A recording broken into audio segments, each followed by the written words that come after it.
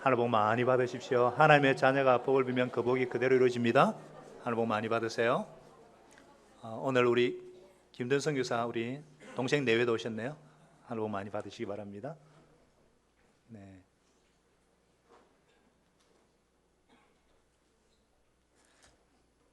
오늘 사도행전 네 번째 말씀, 성령께서 임하시다, 이란 제목으로 함께 은혜를 나누고자 합니다. 어떻게 보면 오늘 말씀은 신약 교회의 탄생에 관한 말씀이에요. 교회가 처음 시작되던 날에 관한 말씀입니다. 여러분, 교회, 우리가 지금 교회로 모였는데 이 교회가 무엇인가? 이 교회가 무엇일까요?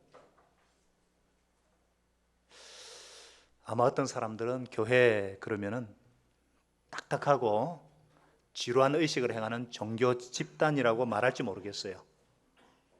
아니, 이렇게 좋은 날 놀러나가지 모여서 뭐하노? 한심해 보는 사람도 있을 거예요. 또 어떤 사람은 정신 나간 사람들 아이가, 드럼까지 갖다 놓고 뭐 그렇게 좋다고 시끄럽게 노래하고, 아이고, 이웃집에 민폐 끼치고 말이야. 아주 이상한 사람들로 이렇게 볼지 모르겠어요. 혹은 교회가 어려운 사람들을 많이 이렇게 돕고 있으니까 좋은 구호단체라고 얘기할지도 몰라요.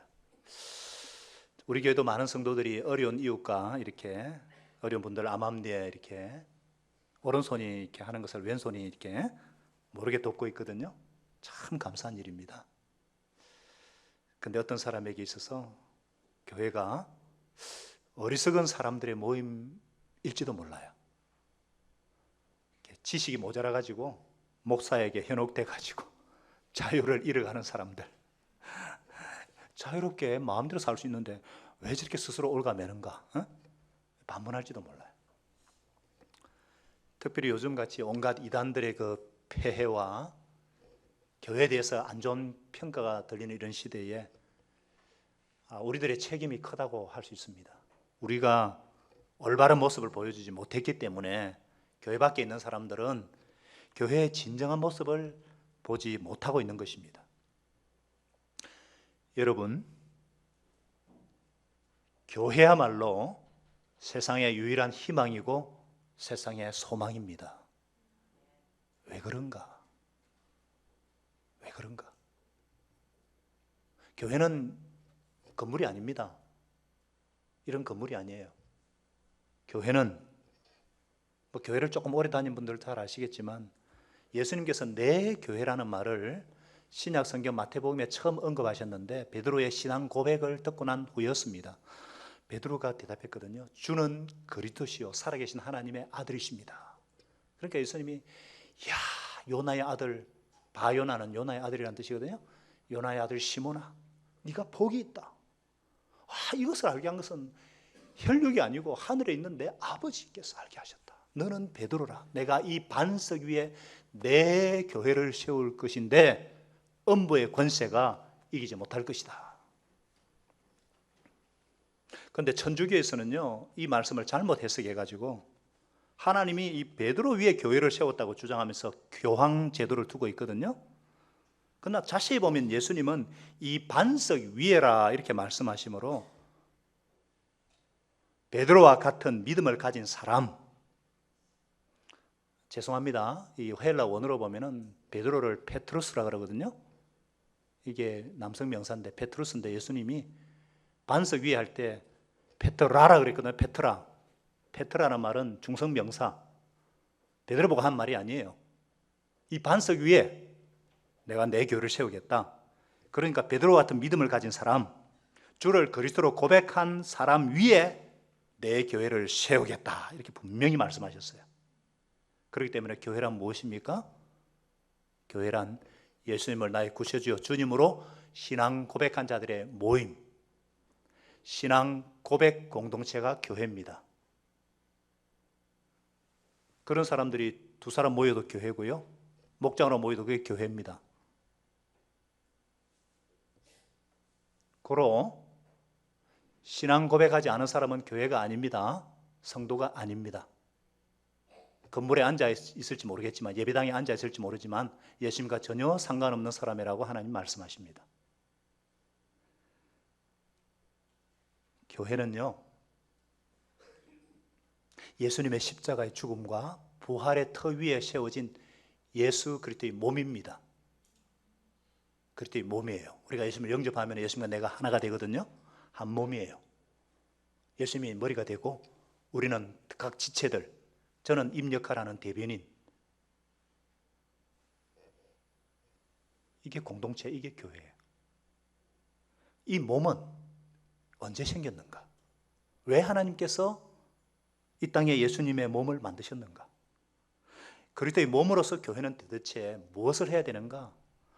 이걸 정확하게 모르니까 많은 교회에 대한 오해를 하는 거죠.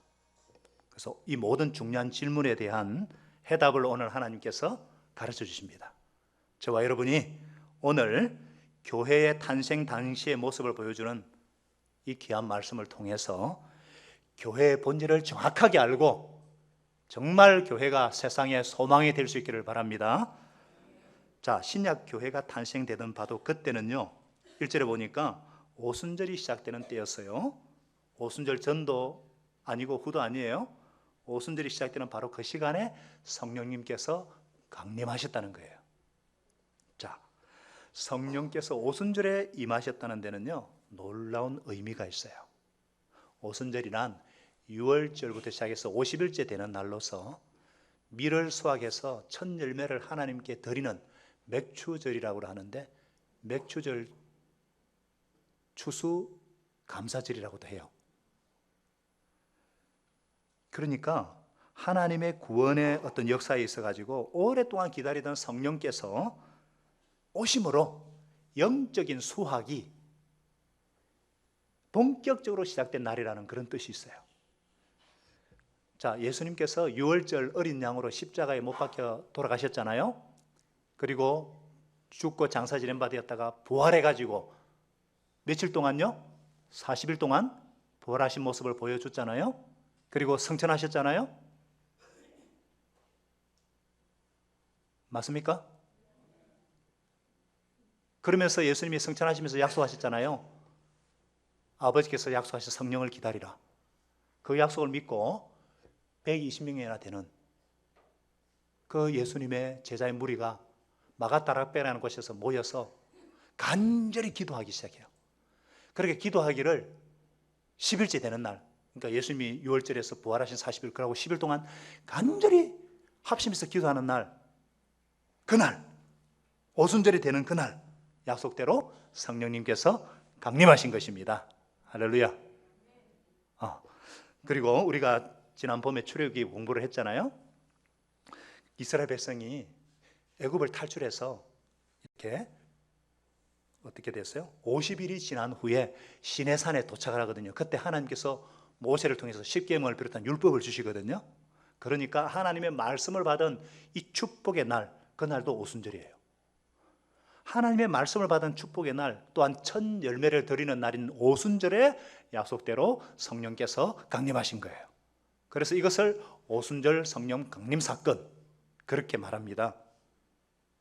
사랑하는 여러분, 하나님은 언제나 정확한 때에 일을 하십니다. 하나님은 일찍 오시는 법도 없고 늦게 오시는 법도 없어요.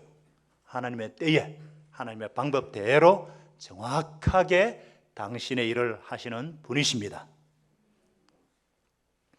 물론 성령님이 이렇게 오셨다는 의미는, 그럼 과거에는 성령님이 안 계셨느냐? 그거 아니에요. 구약 성경에도 성령님이 활동하셨고요. 창세기 1장 2절에 보면은 성령이 창조의 영으로서 이미 수면 위에 운행하고 계셨다고 분명히 말씀하고 있죠. 그런데 왜 오순절 날, 이날 오셨다고 하느냐? 오순절 날 성령 하나님께서 특별한 임무를 가지고 특별한 모습으로 이 땅에 임하셨다. 바로 그 말이에요. 자, 이 사건은요, 반복적으로 일어난 사건이 아니라 일회적인, 단회적인 사건입니다. 바로 신약 교회는 이 세상에 하나님께서 한 번 만드셨지 여러 번 만든 것이 아니라는 거예요. 성령님이 이 땅에 임하심으로 교회를 만드실 때 이적이 있었거든요. 첫째는 바람 같은 것이 임했고, 둘째는 불 같은 것이 임했고, 셋째는 방언이 터졌다는 거예요. 이것은 하나님께서 우리에게 교회의 성격을 정확하게 설명해 주시기 위해서 이 세 가지 이적을 사용한 것입니다. 자, 첫째는요, 같이 읽겠습니다. 바람 같은 소리로 임한 성령님. 자, 2절에 보니까 호련히 하늘로부터 급하고 강한 바람 같은 소리가 있어서 저희 앉은 온 집에 가득했다 그랬어요. 잘 보세요. 바람 소리가 아닙니다. 바람 같은 소리라고 했어요. 영적인 소리, 하늘의 소리입니다. 하늘로서 온 소리예요. 들어본 자만이 아는 소리입니다. 분명히 어떤 세찬 바람이 부는 듯한 소리가 깃전을 때린 거예요. 한 사람이 들었던 환청이 아닙니다. 120명이 동시에 들을 수 있었던 하늘의 바람소리, 하늘의 숨소리, 하나님의 호흡이었어요. 구약성경 에스겔서 37장에 보면은 이것을 생기라고 표현을 했어요. 생기야, 저 뼛속에 들어가라 하니까 하나님의 생기가, 하나님의 숨결이 뼛속에 들어가서 죽어있던 뼈들이 움직이기 시작합니다. 서로 짝을 맞추기 시작하더만 막 뼛속에서 힘줄이 생기고 살이 생기고 핏줄이 생기고 가죽이 덮이면서 그것들이 큰 군대가 되어서 움직이기 시작합니다. 지금 성령께서 하늘로부터 아무도 부인할 수 없는 급하고 강한 바람 같은 소리로 임해서 사람들의 마음과 영혼에 들리기 시작한 거예요.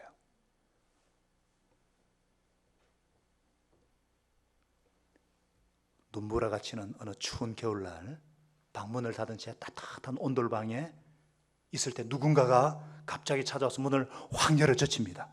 그러자 바깥 차가운 공기가 샥 안으로 불어 들어오니까 어떤 사람에게 쑥 들어오는 거예요. 그때 그 방에는 조금 전에 없었던 차가운 기운, 새로운 공기, 새로운 바람, 새로운 숨결이 방 안에 가득하게 되는 거예요. 마치 그것처럼 그 바람이 하나님의 영이었던 것이 그들이 앉은 온 집에 가득하게 찼다는 것입니다. 여러분, 이거는요 단 한 번 일어난 사건이니까 우리가 어떻게 표현을 못해요.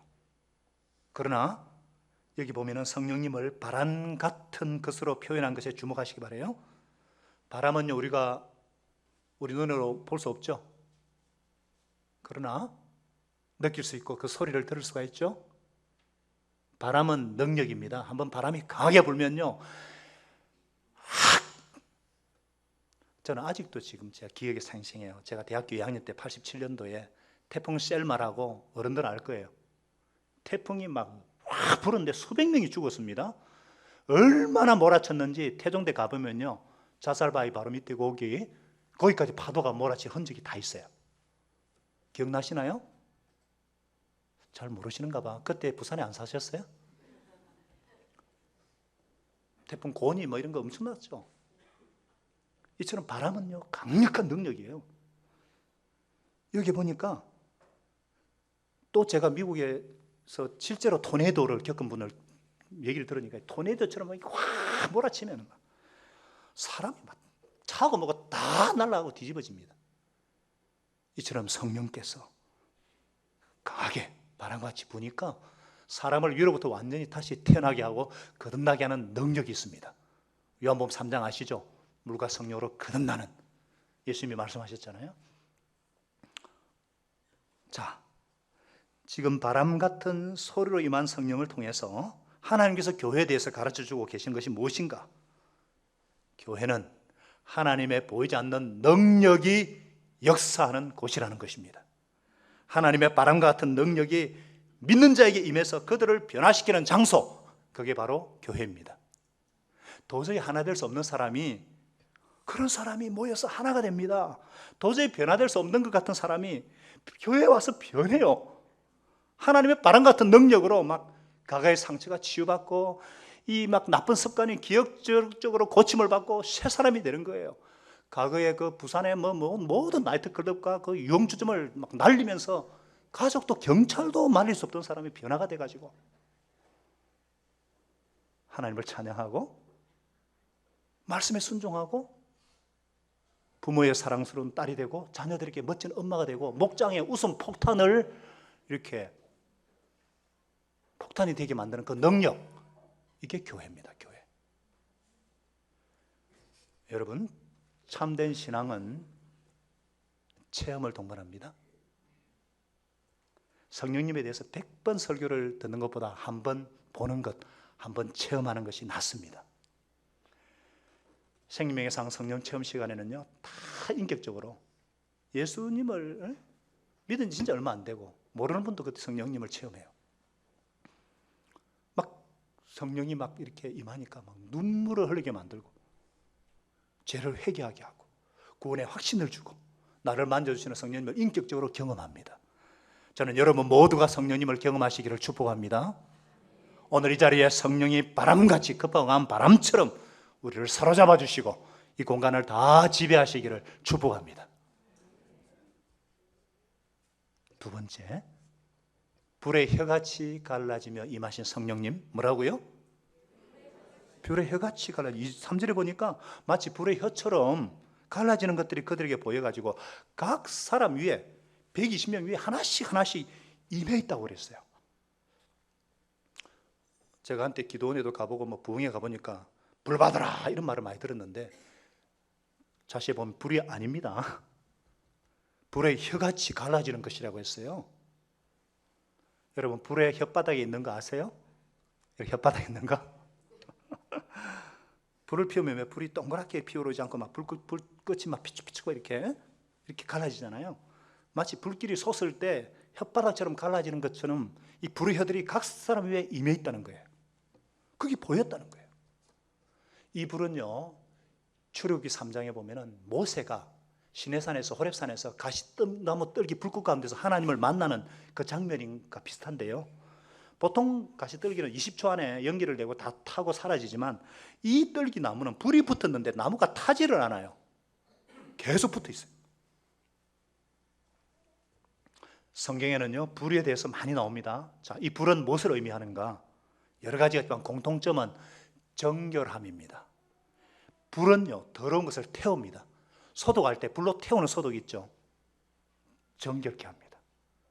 그래서 하나님께 제사 지낼 때 번제로 태워드려요. 완벽하게 깨끗하게 해서 드려야 한다는 거죠.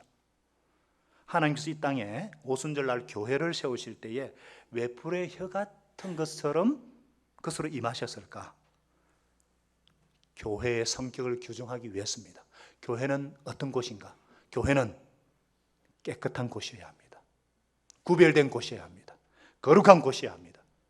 거룩함이 능력입니다. 정말 저와 여러분이 예수님의 몸 맞습니까? 몸인가요? 교회 맞습니까? 그러면 한 가지 거룩한 열망이 우리 안에 존재합니다. 그것은 하나님의 뜻대로 살고 싶은 소원이에요. 비록 내가 어제는 죄를 범했습니다. 지난 밤에도 원망하고 불평하고 또 죄를 반복했어요. 그러나 정말 그리스도의 몸된 자들은요, 그 마음의 안에 소원이 있어요. 하나님, 어제 제가 실패했지만 제가 제 죄를 회개합니다. 저는 정말 깨끗해지고 싶은 열망, 거룩해지고 싶은 소원이 있습니다. 하나님 도와주세요. 이런 열망이 없는 자는요, 그리스도의 영이 거하는 성전이 아니에요.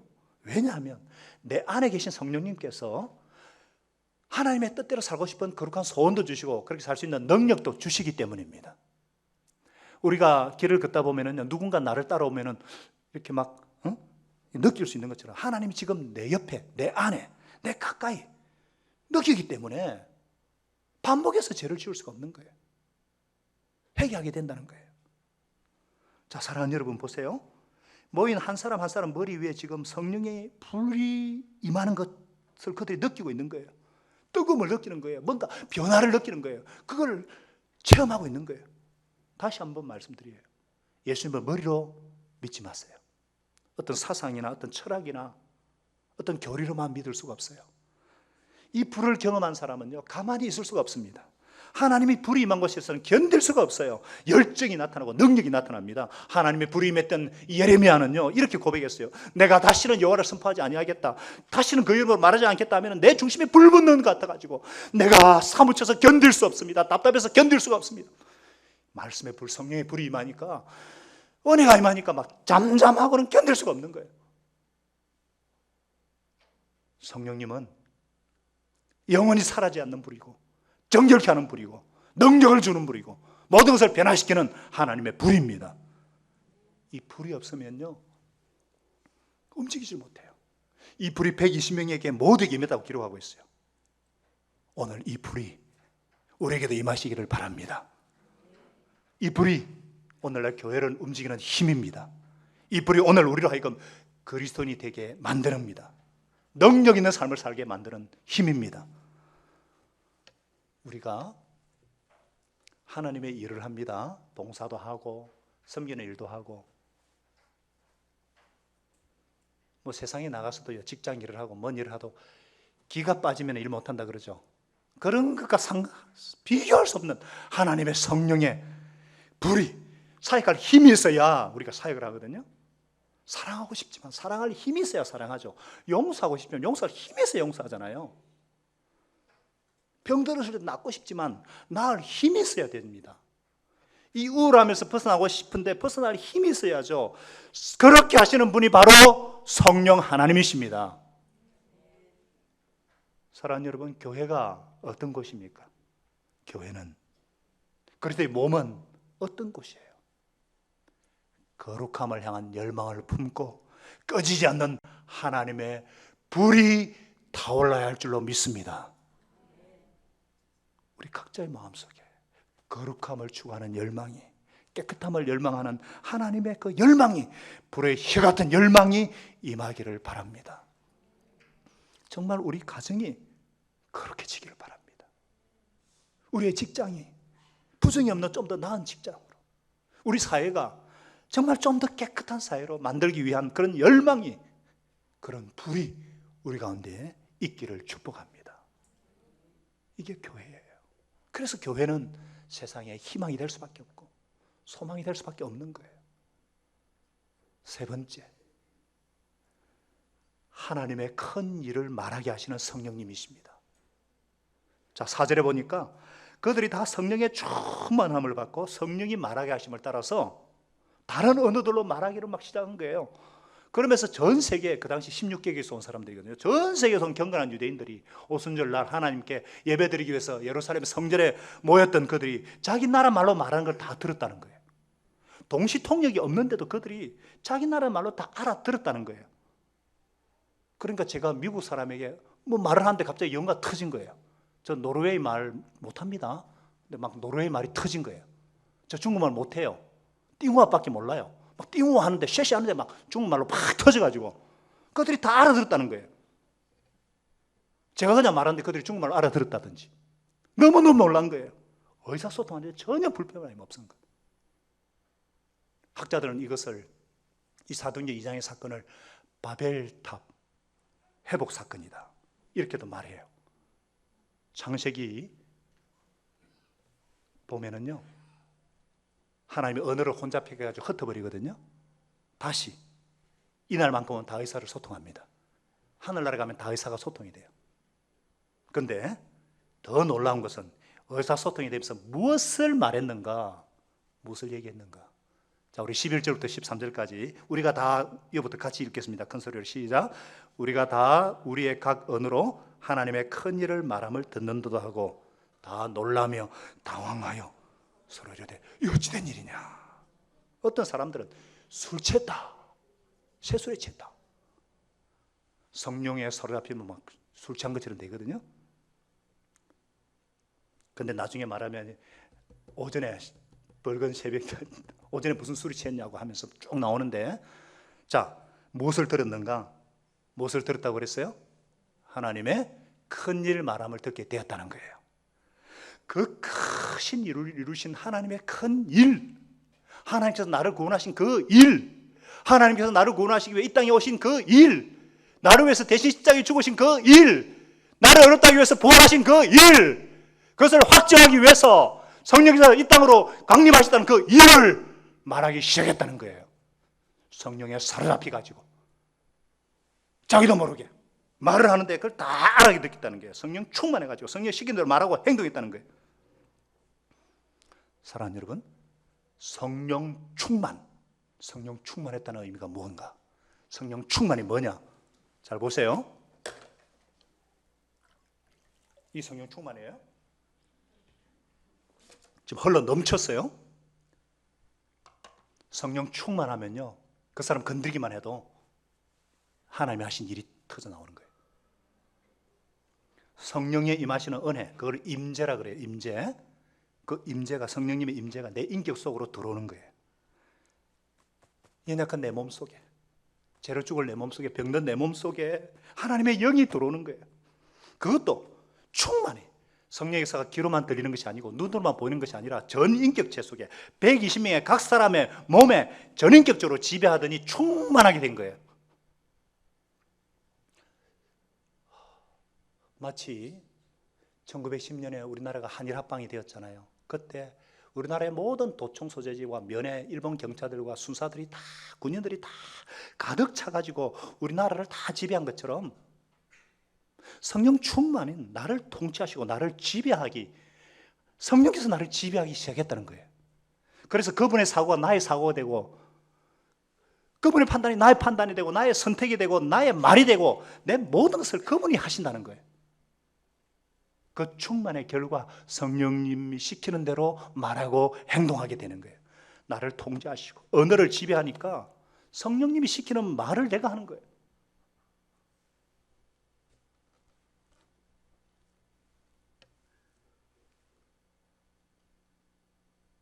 그런데 여러분, 여기서 많은 사람들이 이것을 또 오해하는 분들이 있어요. 많은 교회에서 성령 받은 거, 이것을 이렇게 방언하는 것처럼 잘못 가르치거든요. 방언 3조 속성 코스까지 생겨가지고 할렐루야, 알렐루야, 얄라얄라 하면은 그게 혀가 꼬이가 방언이 된다는 거예요. 그 비극입니다. 그거 아니에요? 기도에 갈급하다 보면요, 하나님께서 기도 방언을 주셔요. 기도 방언, 고린도서 14장에 한두 번 언급되어 있는데, 그것은 조용히 골방에서 주님과 깊은 기도를 하라고 주시는 성령의 선물이에요. 여기서 말하는 이 성령의 말하게 하심을 따라 한 이 방언은 언어 방언이에요. 전 세계에 복음이 전개되게 하기 위한 하나님의 특별한 사인으로, 사건으로 주신 거예요.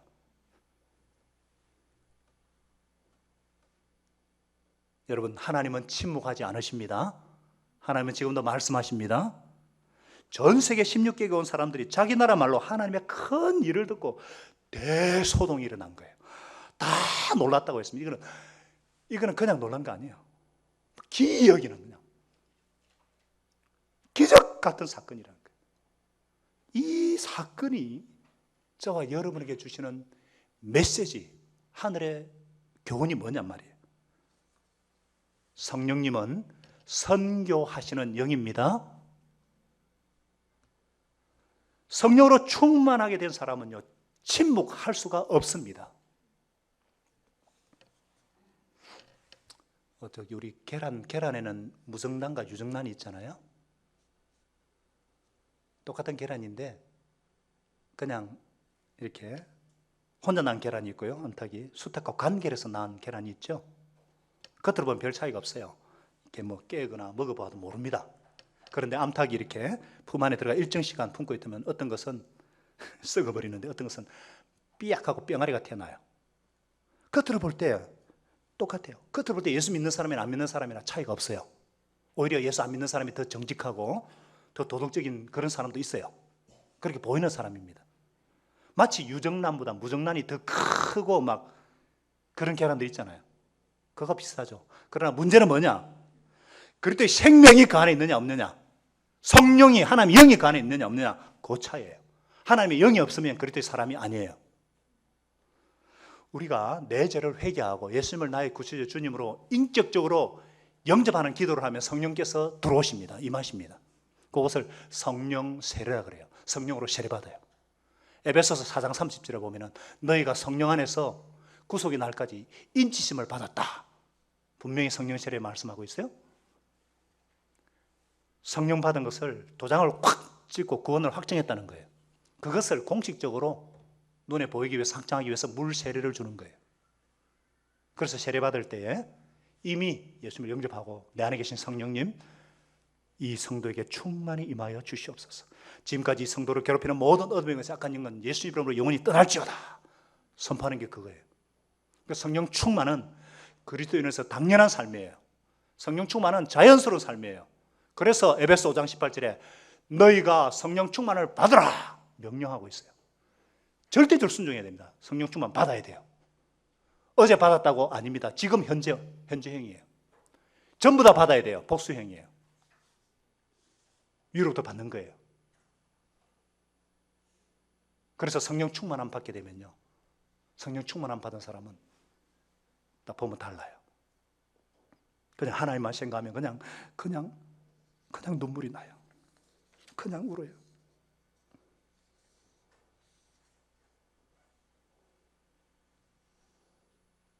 그런 사람은 그냥 건드리만 해도 예수님의 향기가 나요. 왜냐하면 내 안에 계시고 나와 함께 하시고 나를 이해하시고 나를 품어주시고 나를 용서하시고 내가 두려워하고 염려하는 나를 감싸주시는 그런 분으로 느끼기 때문에. 그래서 그런 사람은 누구를 만나도 기뻐요. 감격해요. 어떤 사건을 만나도 하나님의 사건으로 그것을 봐요. 좋은 일이든 나쁜 일이든. 왜냐하면 내 인생이 아니라 그분의 삶이기 때문에. 지금은 내가 사는 것이 이제 더 이상 내가 아니라 내 안에 그리스도께서 사시는 것이기 때문에 그분이 기뻐하는 것을 내가 기뻐하고 그분이 슬퍼하는 것을 내가 슬퍼하고 그분이 가기를 원하는 것을 내가 가는 거예요. 그래서 아르헨티나로 도미니카로 일본으로 가서 복음 전하는 거예요. 여러분 성령님께 사로잡히면 가만히 있을 수가 없어요. 하나님이 큰 일을 행하심을 정언하지 않을 수가 없어요. 사랑하는 마음이 생기고 용서하는 마음이 생기고 이해하는 마음이 생기고 감동이 생기고 감격이 생기고 어제 본 나무가 그 나무가 아니에요. 어제 본 하늘이 그 하늘이 아니에요. 충만해져가지고 그냥 그분이 하신 말씀 그대로 예수님이 주님이시라고 그냥 정언하게 되는 거예요. 말씀에 순종하게 되는 거예요. 만약 여러분 가운데 옆에 있는 사람이 혹은 가족이나 혹은 누군가가 저 사람이 과연 구원을 받았을까? 저 사람도 성령의 세례를 받았을까? 하나님과 교제를 나누는 사람일까? 이런 어떤 관심과 생각이 든다면 여러분은 성령으로 충만한 사람입니다. 그런데 옆에 있는 사람이 아무 생각도 안 나고 그분에 대해서 아무 관심이 없다면 여러분의 지금 영혼은 먹통이 되어 있다는 증거입니다. 저는 여러분 중에 내 영혼에 아무런 변화도 없고 힘도 없고 느낌도 없고 어떤 우울함과 어떤 초라함과 어떤 절망감으로 고통하는 분이 있다면 오늘 그분들에게 이 시간 성령님께서 임하시기를 축복합니다. 사로잡아 주시기를 간절히 소원합니다. 만약 그런 분이 있다면 이런 기도를 드려보시기 바랍니다. 성령님 환영합니다. 저를 다스려 주세요. 저를 만져주세요. 충만히 임해주세요. 귀가 열려서 하나님의 바람 같은 음성도 듣게 하시고 눈이 열려서 불의 혀 같은 것도 보이게 하시고 성령의 불이 제게도 임하셔서 뜨거워지게 하시고 감격하게 하시고 사랑하게 하시고 겸손하게 하시고 온유하게 하시고 어떤 사람과 어떤 환경도 두려워하지 말게 하여 주시옵소서. 성령님 충만케 하여 주시옵소서. 저는 이 성령 하나님을 믿습니다. 우리는 이 성령 하나님을 믿습니다. 내 속에 하나님의 큰 일을 이루신 성령님의 역사를 믿습니다. 그리고 우리 교회를 세우신 성령님의 역사를 또한 믿습니다. 그렇기 때문에 예수 그리스도의 교회만이 이 세상을 구할 수가 있습니다. 우리 교회가, 우리 목장이, 우리 가정이 예수 그리스도의 몸이 되어서 성령으로 충만하게 되어서 세상을 변화시키는, 성령이 불타는 그런 교회가 되게 하시기를 예수님의 이름으로 축원합니다.